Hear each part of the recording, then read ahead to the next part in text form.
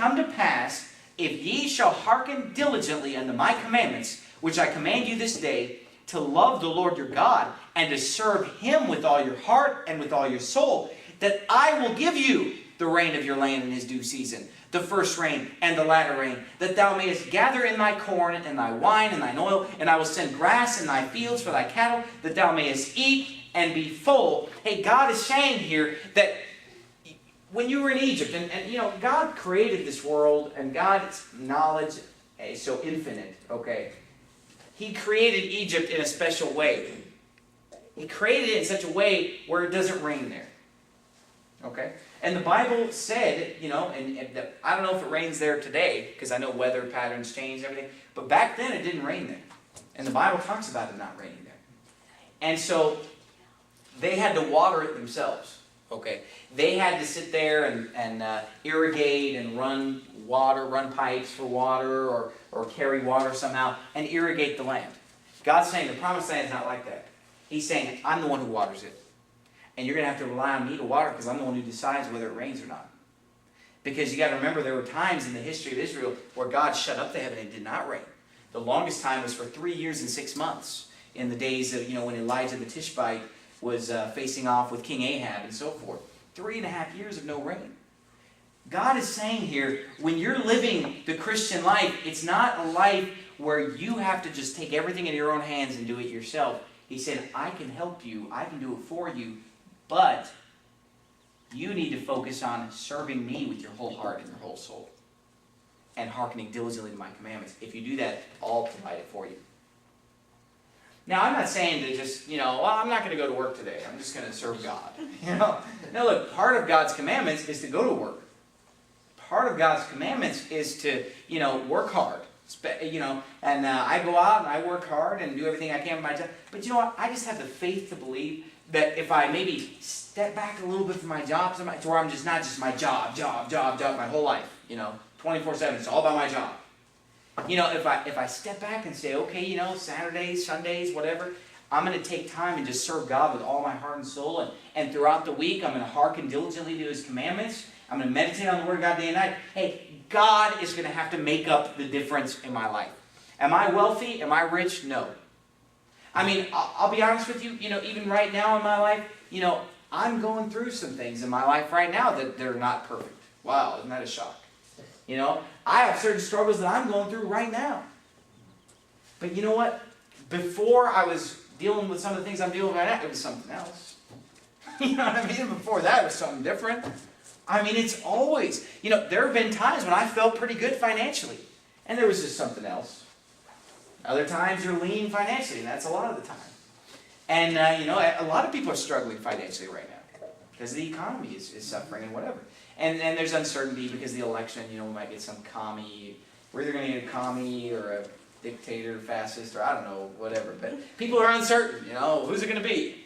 And so they're nervous about maybe expanding and about spending money and about these different. Everybody wants to hang on to their money tight. And so I'm here to tell you that you've got to just stop and say, you know what? I can't do it myself. And so I better just hearken diligently to God's commandments. I want to serve him with my life. I want to spend some... Because think about this for a minute. Let's say you work your whole life. And I hope you're getting the sermon tonight. I'm trying to get it across to you the best I can. But let's say you work your whole life in order to build financial security. And boy, you get your health just dialed in. I mean, you're eating and drinking everything perfectly healthy. You got your finances dialed in. You got your marriage is just like perfect relationship. You know, everything is just exactly right. You spend your whole life and work on that. But that consumes you and you don't really have as much, you know, you don't really have the time. You don't ever get out soul winning, you know, because you're too busy getting everything set up here.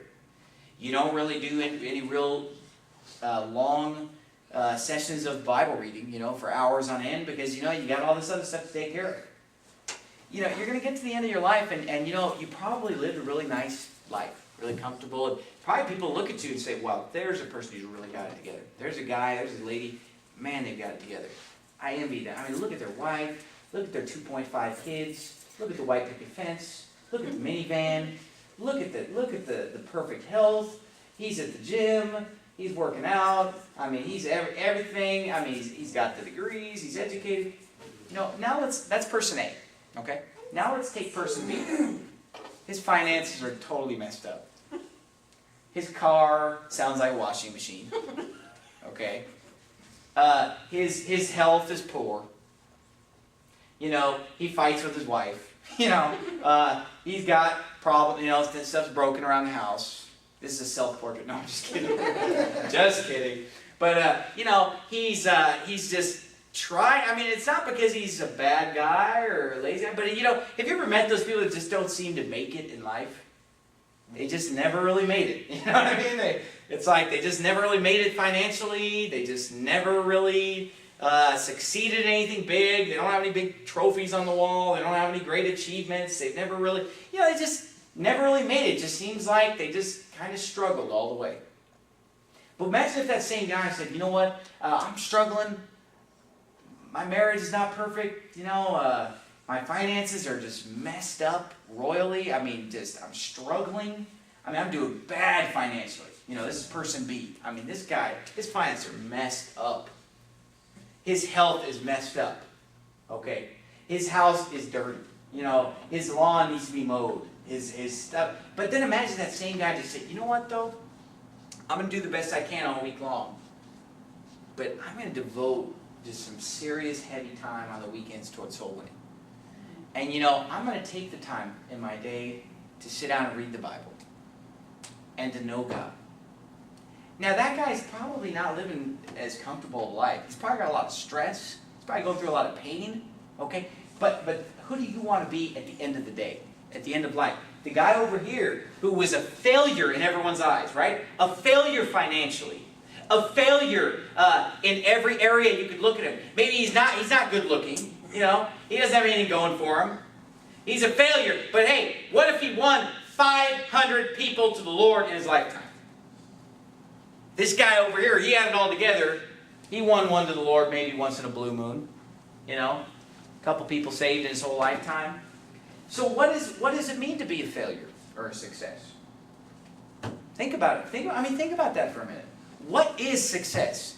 Is success having your finances in a row? Is success having the perfect family? Is success having being the picture of health? And you could be on the front of a magazine for fitness. Is that what success is? Is success wearing nice clothes? Is success having a perfect schedule and a routine that you never deviate from, and your budget is perfect and your schedule? Is that what success is? Or is success serving God and accomplishing something for the kingdom of God? Now, maybe I'm not as eloquent right now as I'd like to be, or I'm not expressing this accurately, but I'm going to tell you something. There are people who fail in this life, but when they get to heaven, they're a big success. I mean, think about it.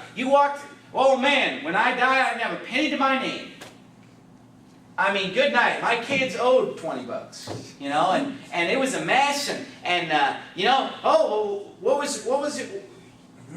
what was your 401k like? It didn't exist.